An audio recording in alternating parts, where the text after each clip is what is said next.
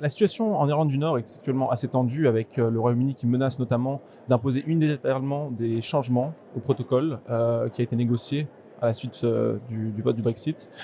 Comment lisez-vous cette situation et comment voyez-vous cette situation évoluer? Bonjour d'abord et bonjour à tous les auditeurs ou les partenaires du Martin Center.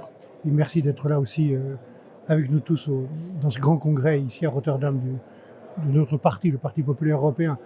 Euh, Moi, je suis assez inquiet et je l'ai toujours été parce que en Irlande et en Irlande du Nord, ce qui est en cause, c'est pas une question de commerce, de marchandises, d'économie, c'est une question qui touche à la paix.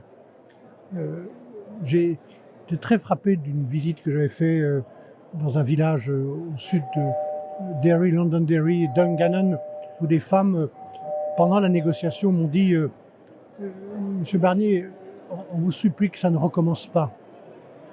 Faites en sorte que ça ne recommence pas. Et on sait bien que ça peut recommencer.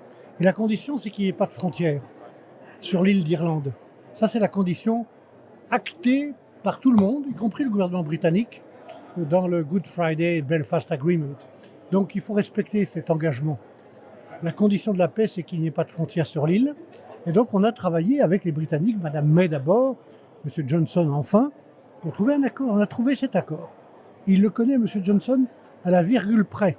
Ils l'ont négocié jour et nuit avec David Frost. Il connaît cet accord et toutes les conséquences de cet accord. Donc personne ne peut être surpris aujourd'hui et personne ne peut nous dire qu'on n'avait pas mesuré les conséquences. C'est pas vrai.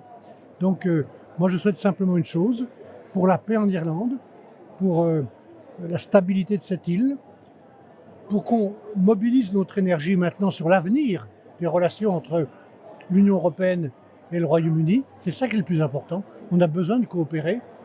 Il faut que l'accord soit respecté. Il faut que les Britanniques honorent la signature comme un grand pays doit honorer sa signature. Merci beaucoup, Monsieur Barnier.